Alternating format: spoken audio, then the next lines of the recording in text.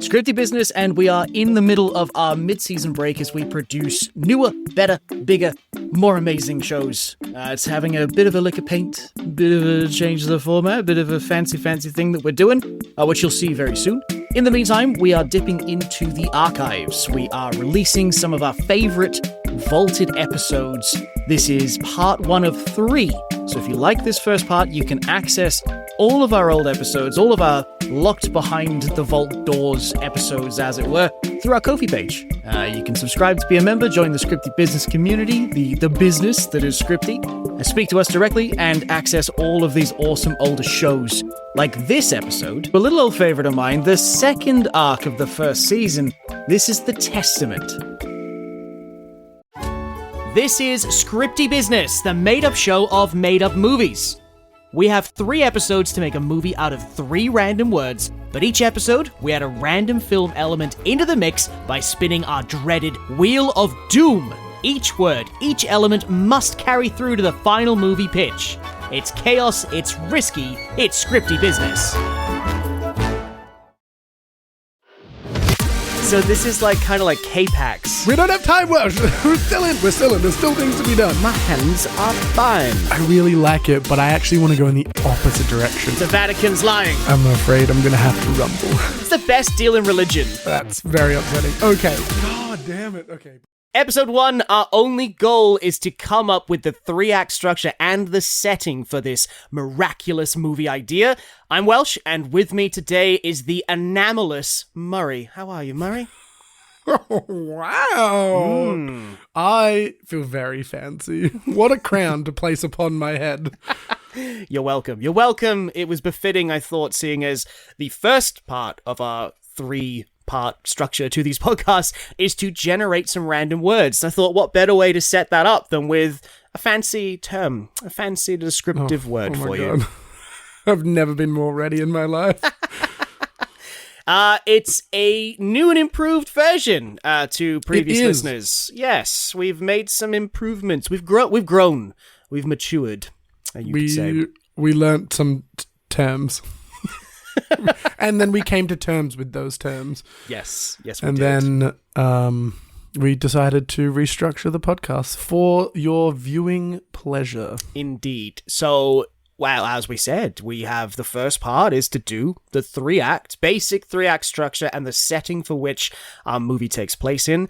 As we progress then, each new episode, we work on another part. So episode 2, for example, Murray, is the... Hang on, let me look through my notes. What's episode 2? It's characters. Characters and a Characters theme. and themes. That's how new this is. This is staying in. This is staying in of me not being able to do my one job properly and introduce the frickin' podcast. Characters and theme in episode 2, and in the final episode, we have to put it all together. All the toys in the toy box get poured out, and we have to make it work. We have to come up with scenes, and we have to tie those scenes together in nice little ABC plot lines. Which Murray's basically going to do, and I'm just going to panic. That's going to be the final episode. Madly sprint towards the finish line. Be like, no, what does he do? He does this, I don't know. And that is what the podcast will sound like. Okay, let's do it, Welsh. Ladies and gentlemen, strap on and hold in. It's Scripty Business! I think the word you're searching for is Inconceivable! Serious. Choreography. Terrifying! predictability. Hospitalization. Chocolates. Baby. Murray, the word generator has spat out 3 random words.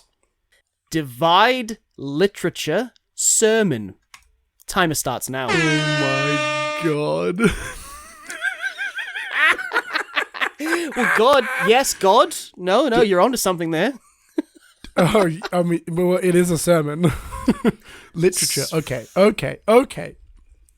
Let's start with the obvious, right? Divide, 2 opposing forces being pulled apart from each other because they have a very specific opinion about a piece of literature and the sermons that come from that. It doesn't necessarily have to be Christianity. It could be something else, but this is where my mind is going.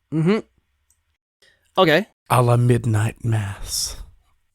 That I have not seen still, and I need to. Great. I We apologize. saw straight past that. We're moving on. We can't be stopped. Okay.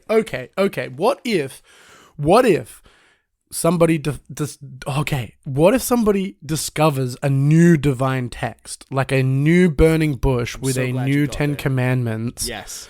And that causes a divide between the old community, the pre-established, like, religious quote, what is that word? What is that French phrase? Come on, brain, turn on. You don't have time for this. Status quo? What do you... Thank you. Status quo, God. yes. They want to reinforce the status quo. This new text wants to break apart the status quo. And I think we can, like, go down this, like, burning tree. Like, what if... oh, my God. What if multiple burning trees appear at the same time with different texts? Okay, you're going deep, and I love it. I'm just so glad that you got there, because as soon as those words came up, I was like, oh, do we go the old trope of like, oh, and some new pages of the Bible has been uncovered, and the joke is like, oh, this is purely a work of fiction, any correlation to real people is a complete coincidence kind of thing. What if it's literally new literature is found that divides the world or this religious sect, and then sermon comes in with literature, the new text. The new literature is like a new... Because what is a sermon? A sermon is just like a vicar doing a speech, basically, right? It's a priest holding, like, church. Like, a sermon is like, you know, reading out and being like, Bible says this, have you guys thought about this thing? Like, it's kind of like Sunday Mass is a sermon, right? Do we make it that it's not actually found, though? This could, like, almost be not a heist, or like it could be a fake, though. There could be like a priest trying to boost the numbers of a church that's failing and the numbers are dwindling, so he says that he has discovered a new text, a new piece of literature that belongs to our Lord. And I don't think we say that. I don't think it's about it being fake, right? I think it is. If we're going to go down, like, yes, absolutely, right? If that church is dwindling and losing numbers, he still finds that divine text, and we as the audience never know whether he is lying or telling the truth. Like, we don't know if he is like a new... we don't know if he is a new... Sorry. What is it? Like, the people who went to Salt Lake City, is that the Mormons? I think it's the Mormons. Right, because they like with like Joseph and stuff. It's not the Latter-day Saints, because they were a different group of people. I think it's the Mormons that went to Salt Lake City, and because they like the guy dug up the that's Mormons in the ground. Remember? That's Mormons. Yeah, because I watched the South Park episode on it recently. Dum dum dum dum dum. Because I'm like trying to remember from their musical, which was hilarious. And that is where all of my knowledge on the subject matter comes from. But what if it was like that? What if it was this priest, you know, finds this bundle of pages in a tree, and it just happens to be like the next chapter of the Bible? Yeah.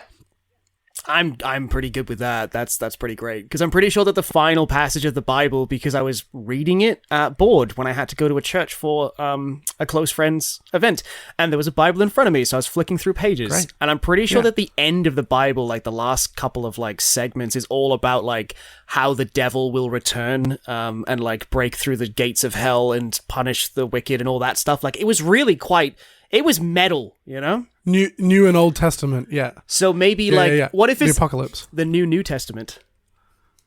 The New Testament. Or it's like, but what if there's another testament found then? I like that. Like a new, it takes place after that. And all right, how do we work that in? So it's like the post-apocalypse text, like we've just had the rapture and everybody is dead or gone or whatever, and this is how to like reignite the flame. Okay. And what if that causes the divide? Because now it's gone from people being afraid of the rapture and the end times, and like, oh no, there's a whole nother book that will carry the people that are left behind through those days. So now no one's afraid of like the rapture and sinning, because we're actually going to be fine after that, it turns out, in this missing text. And that could be where the divide comes from. People just start not giving a shit. Okay, I like this, because we can kind of get like a critical examination of a lot of ideas that exist in things like Catholicism, where essentially you get like a whole pass so long as you confess, right? Yep. It's the best deal. It's the best deal in religion. You're allowed to sin. All you got to do is go in and say, hello, I've done this thing and I'm trying to be better. So maybe it's that on a grandiose scale. It's like, yeah, you were not good enough to make it through the rapture and get brought up to heaven. And you weren't quite, the root of all evil. So you didn't get like burnt and shoved down into hell. And you kind of are this middle ground that if you do X, Y, and Z, it will kind of reignite the process and move us towards another rapture in like 2,000 years or whatever. I love it. I am just completely sold on this idea. No notes, Murray. No notes. No notes. So I think the I still like the idea of a burning tree. And him reaching inside a burning tree, whether the tree is burning or not. But I think that's the image that he sees, so we see him see it, if that makes sense. Yep. Yeah. And I think it's local. I think it is like, it's not like he went on a pilgrimage or it happened in like the middle of the desert or something. I think it's like a local area that is, because I'm Australian, just saying it's set in Australia. Like he reaches into a gum tree that's on fire or whatever, that is like 20 minutes out of suburbia or like 10 minutes out of suburbia. Yeah. I'm happy with that. Or it could even be like, what if it was just like on the church land? Like it was just next to the church. It was just a tree, and they all come back the next day, and it's burnt down. The tree's burnt. And he's like, "Oh my god!" I really like. Oh, sorry. Oh, our God. There is I found a text, a magical text. I pulled it out of the burning tree. I only had long enough to read it before it burnt away, but it did not burn my hands. My hands are fine. And maybe that's why it's like, hang on a second. Like, this guy's, come on, you're reaching a bit here, buddy.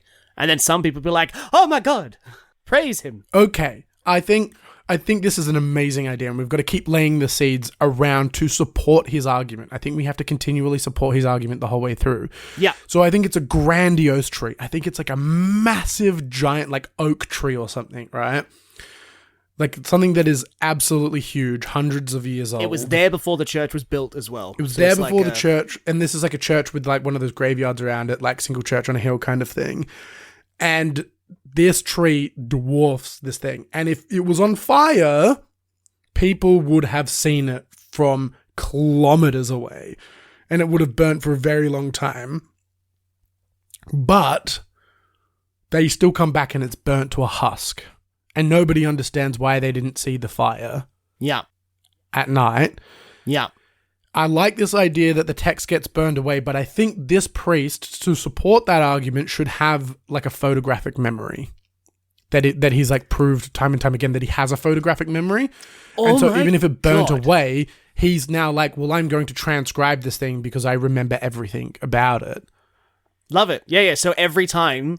And it's that we can lean heavy into that, where it's like all of the sermons that he ever gives, he never holds a Bible. Like he doesn't need the Bible because he knows it word for word and he can always repeat it. And then this new text, he knows everybody's names. He knows all the information about them. The sort of evidence or proof that it's real is that it never changes or wavers. It's always the exact same retelling. Same words. Yeah. Not like, oh yeah, actually, hang on. Last week you said that it was Josiah that did this. Now it's Joseph. Yeah, no, I think there's no embellishment at all. I don't think there's any flair or his own personal opinion in the text. I think it is like you say, an absolute 1-for-1. Because I think the whole way through this film, we have to support his argument because it's so like ridiculous. Like I don't think the doubt is already there. You know what I mean? So this is like kind of like K-Pax, where he is saying the whole way through the movie that he is an alien, and then he's not. He's like a mental person, but then maybe he is an alien, and that's the movie K-Pax. Spoiler apology. But it's not a warning. It's an apology. It's an apology. So maybe it's similar to this, where like as the viewer, you're watching the movie play out, and it's flip a coin whether this guy is telling the truth or whether he's making it up to boost the numbers of the church. So maybe this is like where we pull that back in to go, it is suspicious that this happened because the church was on the verge of bankruptcy and needing to, like, whatever. And now all of a sudden, the people are returning en masse for his sermons because it's about this new thing that nobody in the religion had heard before. So it's like, oh. And then again, the divide is that it's controversial materials. It's like not encouraging people to go and sin, but like we said then, it doesn't matter. Weight away from that. It's also taking weight away from needing to be a part of the church because you'll get it on the second round. You know, like you can join the church after the rapture if you wanted to, according to this text. And that's basically what he stood up there saying in his sermons. So like all the other priests and vicars of that community are like, no, you must be stopped. And he's like, screw you, guy. I think we can seed that beforehand as well. I think that is something that we can absolutely do. We can seed this idea that maybe he is already on the way out because this church is dwindling and he's not like aggressively getting donations and all this other stuff and bringing people in. That the kind of higher ups in that region are looking at replacing him. Yep. Before this burning tree happens. Wait, replacing him or closing the church? Because a lot of times like a church I don't think they would close the church. I think they would just replace him with somebody who will like more aggressively market and bring people in. Well, in some of these situations, they'd basically fold the following into a bigger church, like in the area. Like they can be multiple churches within driving distance. But if one of them is not, succeeding and holding its own, then the followers just move to the bigger church. It happens a lot with like mega churches in America. Like it's a big thing where they build this, glorified like projectors and lights and guitars, and they draw in all of the worshippers from the surrounding communities, and it leaves those other churches, the actual, homegrown, proper, original churches dwindling because nobody goes there anymore. So this could almost be seen like that, where like people are moving on from this church because there's nothing happening. There's more exciting stuff happening. Here's my big question for you, and I think this will answer this for us. Ladies and gentlemen, it's a big question. No, I'm sorry. Just maybe we can make this a thing. Big questions. Insert jingle, Future Welsh. Why are we here? Does God exist? What is the meaning of life? This is another big question. Oh my god. All right. I think this is the big question. Yeah, I have a big question for you. Yes, is this set in a semi-remote town, so it's isolated, disconnected, secular, or is this set in like a suburban environment so that it is like more doubt on the event happening, harder to lie about these divine occurrences? Because I can see both have their weight and validity. If it's a smaller town, it's more secular, it's more infighting, it's more I've got to hold on to these people because they're the only people in the area, in which I think they would replace the guy. But if it is a suburban town where it is harder to hide the burning tree, then he would absolutely get folded into another church. That's my question to you. That is a big question. It's a big question. That's and I was not lying. Because the thing is, like, if this was set in, like, Adelaide, the city of churches, there's a lot of churches. So it makes sense that there's, a lot of places you can move to and from. And it's the same with, like, where I'm from in Wales, you'd have, like, a church in the valley town, but the next valley over is, like, a 5-minute drive, and that would have another church. Like, they're everywhere because they're small communities that are sort of built up, around these communal spaces. There's heaps of them. So that is hard. I think the question is about the fire, the burning tree. I think if that was in suburbia and there's 150 homes around, I think it's harder to pull off the lie if it was a lie. It makes it feel more like an actual divine event. I think it's more, but I think making it more remote makes it more interesting because there isn't too many people around that will be able to see it. You know what I mean? But there's still some that could have. So you really have to trust the words of the priest. Top news from across the internet straight to your ear holes. This is the Soho News at 7 with your hosts, Murray and Welsh. Taking a break from our usual news updates this week for a bit of totally non-divisive religious discussions. A new revelation comes out of England thanks to a US priest that has certainly fired up the Vatican.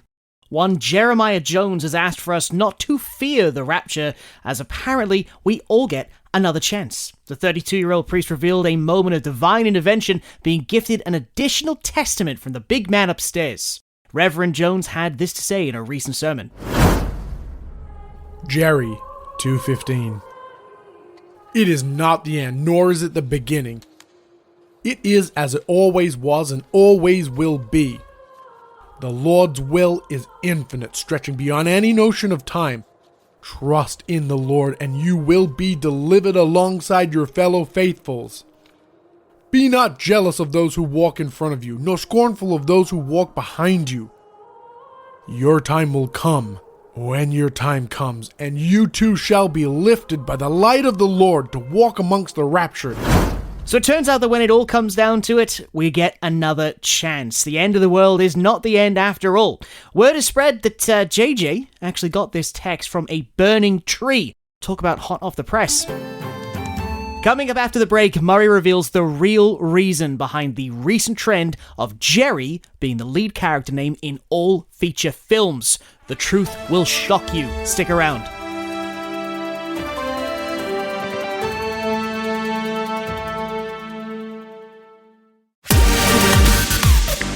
Okay, Murray, so our 3 words: divide, literature, sermon. I feel like we've hit it on the head. We've got those words. Those words are sorted. There's no question that we've got them in. Yeah, we've got like a rough act structure. Well, we don't have an act structure at all. Or a setting. We've got a setting. I think we've got a No, I think we do. Because I think what you were talking about is absolutely right. We go with the regional area because it adds a bit of doubt into the person's, the viewer's mind, right? Because we have this giant burning tree. It's easier to pull off in a remote area, so he could potentially be lying, I think. We've got our setting. Oh, thanks. We've got our setting. We're circling around the 3-act structure now to finish off this episode, which I love. But Murray, what I want you to do to help me and the listeners out, because you're really sold on this burning tree symbology or whatever you want to call it, can you do me a solid and talk me through what that scene would look like to us, the viewers? I would like it if you, sir, could take me on a journey.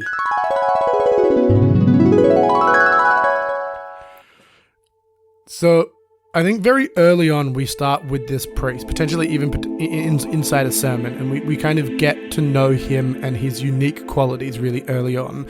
And that is that he never actually reads the text. Famously, he's never been seen reading the Bible. And when everyone kind of asks him, like, why don't you read? He's like, I know it. It's committed fully to memory, and he can just be like, here, blah, blah, blah, or this one, or whatever. And we establish that kind of photographic memory really, really early on.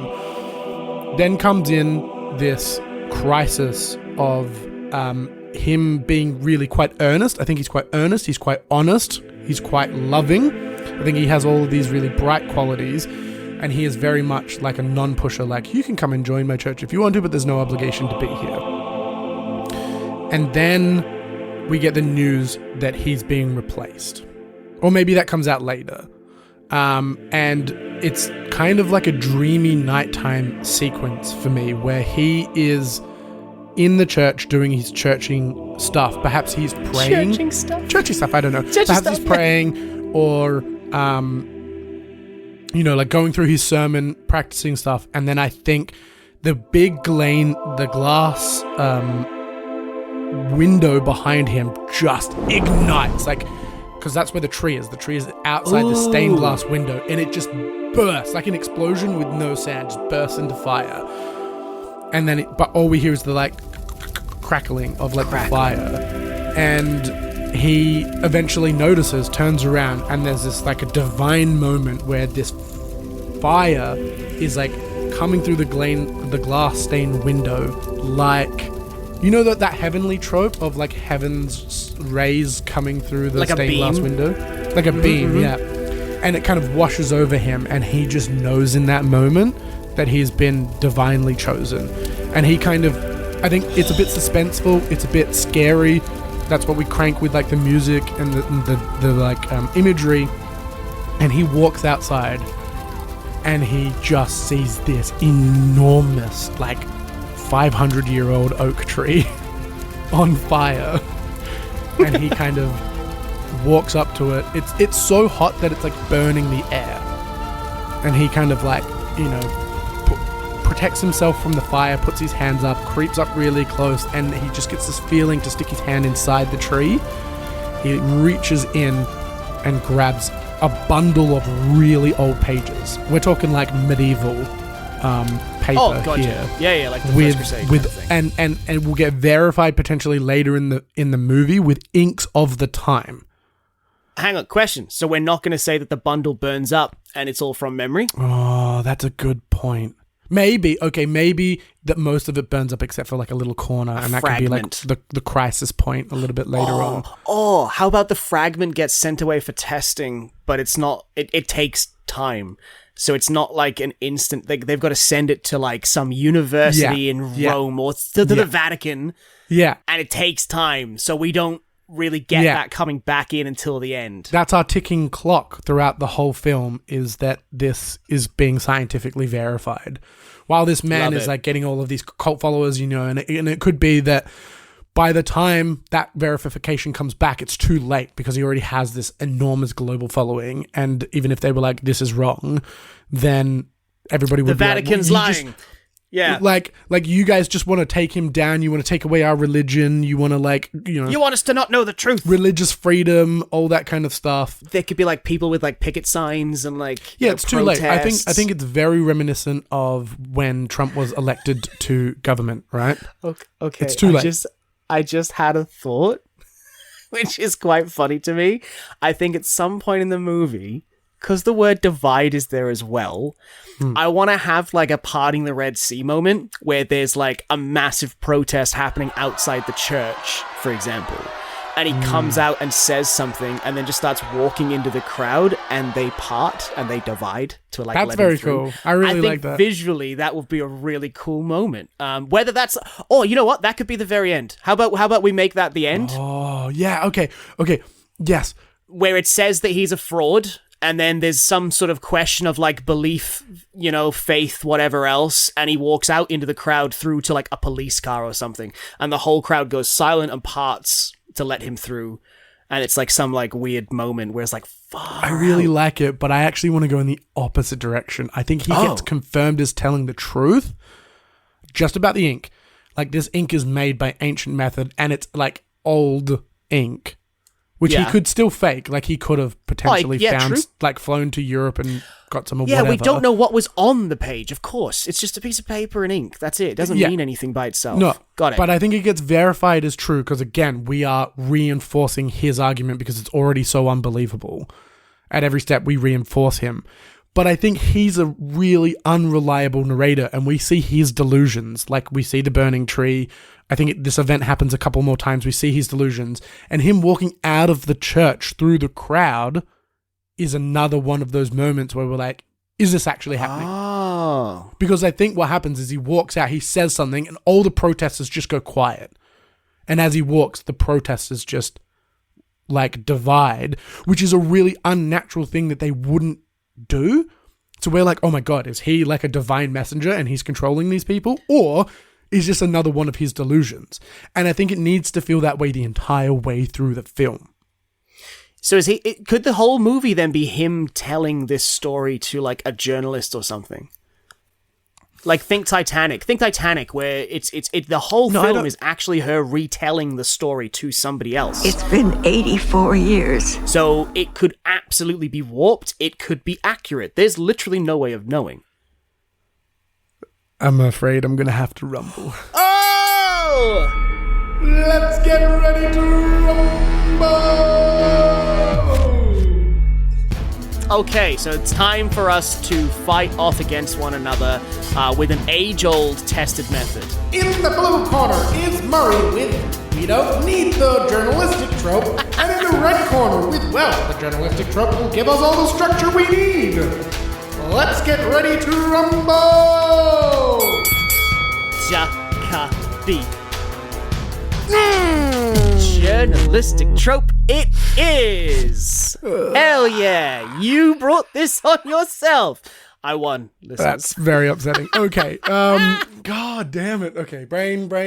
Yes. Okay. Who is he Journalistic telling? trope. Who is he Okay. telling? So when do we establish this journalistic trope? Are we doing it right at the start of the film, or are we doing it like kind of partway through the film? Like it's like a reveal after all of the events happen, like after the kind of burning tree stuff, then we kind of move into this more journalistic structure, and as the kind of truth of that is being revealed, it's being juxtaposed against the delusions which are becoming stronger.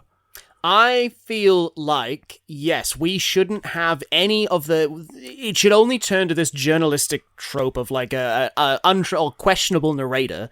That should come in when we hit the burning tree. I think it needs to hit a point in the acts, right? So maybe the burning tree comes in at the end of Act 1. Yeah, that's our inciting incident, absolutely. So that's the point where we're now being told this story through the lens of somebody else rather than just seeing it play out. So maybe like it goes up until that point and then it can just cut like to... We'll have him narrating it the whole time, but it's obviously pretty normal. And then maybe then like that whole thing with the burning tree starts and you just have somebody almost be like, wait, hang on. So you were there alone? Okay. And then it can cut to him in like an interrogation room. I don't know, something like that. Figure it out, Murray. It's your job. What we need more than anything right now, we've got the setting, good. We need the 3-act structure. I'm going to take you on a journey. Oh, let's go! Film opens. Sermon. Bam. That's our opening shot.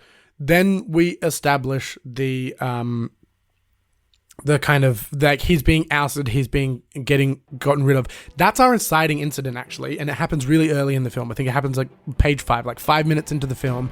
We find out that this priest, who is earnest, honest, all of these great qualities, is being ousted by not being like capitalistic enough, Got it. and not kind of getting enough followers and not being predatory enough, you know. Yep. And then I actually think the turning point between Act 1 and Act 2, which is not our inciting incident, is the burning tree. The tree catches on fire, and then the entire second act is about the growing of this following. The growing of this following while this oh my god, we're in the final 5 minutes. I was just saying we're a minute into the final 5. while were this just thing on is a being roll. verified. Or actually no, I think what happens then is the entire second act is this growing of this following, this cult stuff, and then what the crisis point is somebody discovers that tiny little piece that he had locked away of this text, and they go, hang on. One, why didn't he tell us that he still had this piece? He said the entire thing burnt up. Okay, this is doubt. Okay. Weird. And then they like smuggle it out. They get it away from him. They send it off to be like scientifically verified. It's a big scandal. That's our crisis point. And then, that's our crisis point, which takes us into Act 3.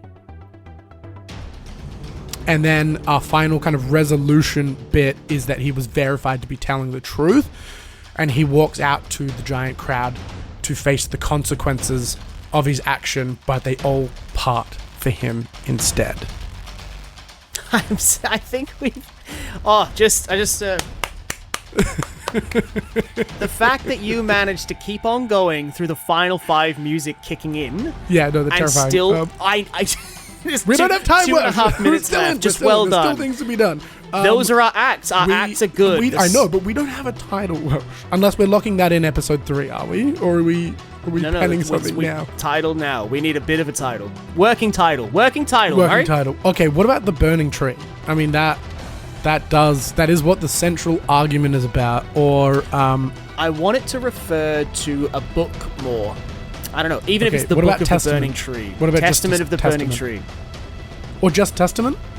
I mean, one word. Films love their one-word titles.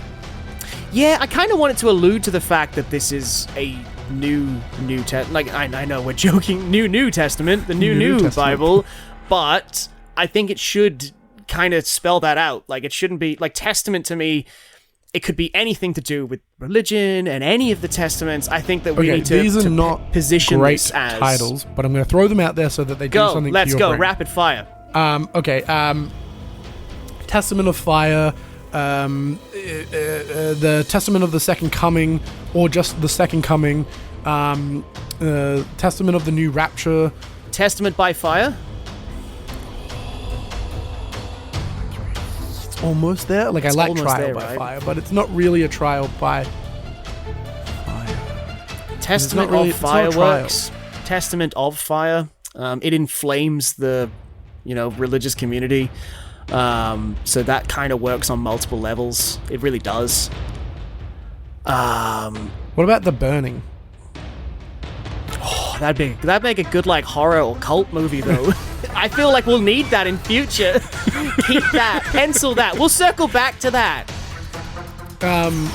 Final minute. We need a title. Okay, The New Testament. Oh no, that's damn it, exists. that's already a thing. The Newer Testament. The Newest Testament. Yes, Testament. I hate it. The Final Testament. The Final Testament. The Final Destination. The Old Testament, the New Testament, the Final Testament. Final Testament. I'm the longer you've left this, the more I've fallen in love with the Final the Testament. Final Testament. It's too definitive in my mind because there's nothing that's going to stop people from doing this again in like 300 years or. You know what I mean? Like, there's always a new rapture. There's always a new... Well, it hasn't happened Doomsday. since the New Testament came out hundreds of years ago, just for the record, so...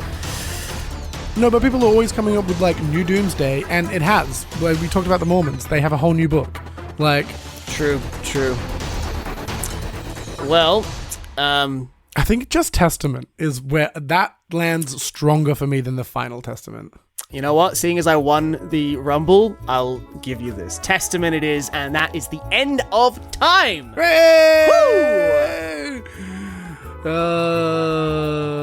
That's again. I mean, I know we say this every episode, but I love the stories that we come up with. That was very fun. That was a great tale. Yeah, no, That was a great tale. I cannot wait to expand upon it. A priest's tale. There you go. Oh my god. I'm so glad time ran out before you threw that out there. That one goes to the that's Hall awful. of Fame of bad titles. Oh, wow. Okay, the Testament. Wait, Testament or The Testament? Testament. Ooh, the Testament is interesting. I can't remember what you said. Was it just Testament? I think it was just Testament. I think we go with the Testament, though. That's kind of interesting. All right, we'll allow ourselves this extra 60 seconds. The Testament, then. I'll Okay, allow. cool. The Testament. The first of 3 parts to flesh out this amazing film has just happened. We have our act structure. We have our inciting incidents. God, we we know made what it. this movie's about. We made the act structure in the final sprint. Well, you took us on a journey by laying out the act structure, and thank God you did. Oh my god. Wow. It is time to say goodbye. You can hit us up on the socials at SAWelshie, at YHurryMurray, and at Scripty Business to get us together and tell us what you think of The Testament. And of course, Murray, we're going to be back in the next episode Oh my god. to mess this up. Oh my god. We're gonna spin the Wheel of Doom! Wheel of Doom to overcomplicate our movie as we flesh out a few more parts. Which is characters and themes. We'll see you then. Bye! If you like this episode, don't forget that you can access the following parts, part 2 and part 3, because this was the days when we used to do an episode 3 times, and it was a nightmare. It was so hard to do. But if you did like it, and you want to see where the story goes, make sure you head on to our Ko-fi page. Like Patreon, but it's different. Don't ask me why we've done it this way, but we have. Ko-fi, you can get there, check it out. If you subscribe that way, you are helping us to keep the lights on, helping us to make better things, maybe helping us to organize better microphones and lighting equipment and cameras for visual episodes of some description coming to you soon, potentially. Or live shows. Lots of things that we're working on in the background. You can be a part of that and help us get that stuff done. You can also access all of the vaulted episodes. These are old seasons, previous episodes, previous stories, previous jokes, previous 9/11 commentary. Maybe, I don't remember if we started that before this current season, but there's lots of stuff in there. If you want to finish off this arc, there is 2 more parts to the episode you just listened, where we add more curveballs, more spins of the Wheel of Doom. It gets crazy. Make sure you check it out.